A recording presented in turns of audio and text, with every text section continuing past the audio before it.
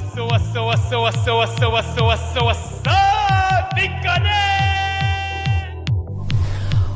up, what's up, what's up? Just kidding, guys. Now, I am by no means a financial advisor. In fact, I have a pretty meager bank account at this point, but that still didn't mean that I didn't have the opportunity to get involved in crypto. Just about a month ago, I started a podcast talking to the top 100 influencers in the crypto space, which I'm sure is going to be changing and evolving, but I've learned so much. It's so exciting. It was about a year ago I started getting involved in crypto, and it was really intimidating. It still is. There's still so much to learn, so much I don't know, but I wanted to give you guys a little bit of a taste, because if you've been in the poker space, I know you know a lot of people have been talking about this. I think Sam Grafton summed it up very well at the 2016 WSOP like this. Witty guy that guy is, but you know, it can be really scary when you're first getting involved, and so I just wanted to give you guys a taste of, for now, these are the first 4 cryptocurrencies that I got invested in, and why. Yeah, and it's so simple to use. Transactions take place through the use of cryptography and are verified by network nodes and recorded in an immutable public distributed ledger called a blockchain. What could be simpler than that? It should come as no surprise that the first crypto I got invested in is the OG, the Godfather, Bitcoin. Now, I think FOMO has everybody from my mom to my father-in-law in this Bitcoin market, and right now it has the largest share of the market cap. It's got the original blockchain technology, but I personally am still investing in Bit, not just because it's kind of that boss baby from the beginning, but also because it's one of the easiest ways to buy other alts and to get invested on a lot of different exchanges. The second coin I got invested in was Ethereum, and boy do I wish I had invested more. In 2018, it surpassed the 4 digits in terms of its value, and I think this will probably continue.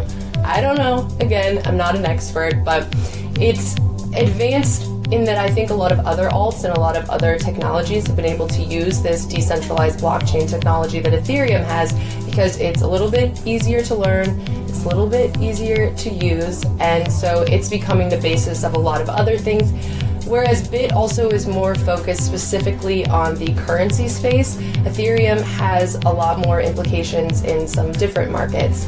Healthcare, transportation, energy, I mean, really, the sky's the limit. I got invested third in Litecoin, and by virtue of the fact that it was a little bit cheaper than Ethereum and Bitcoin, I was able to get a little bit more, which definitely for me gives the opportunity for a little bit more return on investment. So this is something, you know, when I've been talking to my friends and family, that I've been recommending quite a lot. There's a lot of alts and currencies and different elements of the blockchain that, you know, are completely new, completely fresh, totally unique ideas, which I love, and I think that's a huge part of what this blockchain revolution is all about. But Litecoin is actually made to just be a faster, more refined Bitcoin. So it gives us the opportunity to have really quick, really easy transactions, where Bitcoin, you know, it's getting to the point where, whether or not you know about Satoshis or not, it's getting to the point where you will be lots and lots of decimals deep if you want to make a small transaction, whereas Litecoin, you know, hopefully in the future we can go into Walmart and just pop out some Litecoins, exchange money like this, and move on with our lives. And man, please have Litecoin be the one. The fourth thing I decided to dip my toes into is something that I'm looking at as more of a long-term investment. Now, not that I don't see these other cryptos as also long-term investments, but they could potentially also be just very short-term, depending on what happens in the currency market as a whole, what happens with fiat. We could easily just be using cryptocurrencies in our normal day-to-day life. Now, Populous, PPT, is something that I am looking at for maybe a potentially passive income in the future.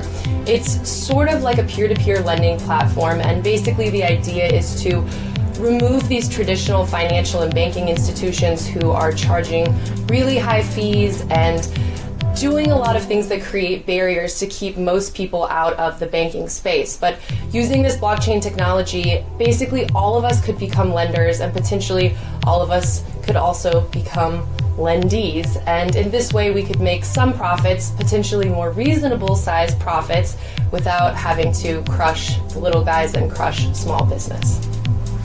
There are so many other things I want to talk about. I just think that this space is so infinite and there's so many things going on. I want to talk about Neo and Cardano. I want to talk about Stellar. I want to talk about, really, there's just so much to talk about, and all of the potential that this blockchain technology has, and just this decentralized but transparent system I think is so cool and has so much potential.